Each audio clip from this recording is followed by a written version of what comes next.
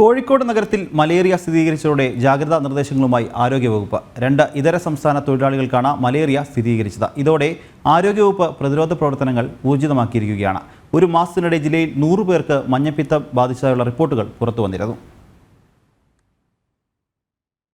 ഉത്തർപ്രദേശിൽ നിന്നെത്തിയ 2 തൊഴിലാളികൾക്കാണ് മലേറിയ ബാധിച്ചത്. ഇരുവരും നിരീക്ഷണത്തിലാണ്. ഇവരുടെ താമസ സ്ഥലത്ത് കോർപ്പറേഷൻ പ്രത്യേക ക്യാമ്പുകൾ സംഘടിപ്പിച്ച് കൂടുതൽ പേരിൽ രോഗലക്ഷണങ്ങളില്ലെന്ന് ഉറപ്പാക്കിയിട്ടുണ്ട്. വെസ്റ്റ് നൈൽ, മഞ്ഞപ്പിത്തം, ഡെങ്കിപ്പനി തുടങ്ങിയ പകർച്ചവ്യാധികൾക്ക് പുറമെ മലേറിയ കൂടി റിപ്പോർട്ട് ചെയ്തത് പൊതുവെ ആശങ്കയ്ക്കിടയാക്കിയിട്ടുണ്ട്. ഇതോടെ ആരോഗ്യ വിഭാഗത്തിന്റെ നേതൃത്വത്തിൽ പ്രതിരോധ പ്രവർത്തനങ്ങൾ ഊർജിതമാക്കി. ഇതിന്റെ ഭാഗമായി കൊതുക് നശീകരണം, ഓട വൃത്തിയാക്കൽ, ജലസ്രോതസ്സുകളുടെ ക്ലോറിനേഷൻ എന്നിവ ആരംഭിച്ചു. കഴിഞ്ഞ മാസം ജില്ലയിൽ 2 പേരാണ് മഞ്ഞപ്പിത്തം ബാധിച്ച് മരണപ്പെട്ടത്. മഞ്ഞപ്പിത്തം വ്യാപിച്ചതിനെ തുടർന്ന് നേരത്തെ കോർപ്പറേഷൻ പരിധിയിൽ ഐസ് ഉരുതി വിൽപ്പന നിരോധിച്ചിരുന്നു. ജനം, കോഴിക്കോട്.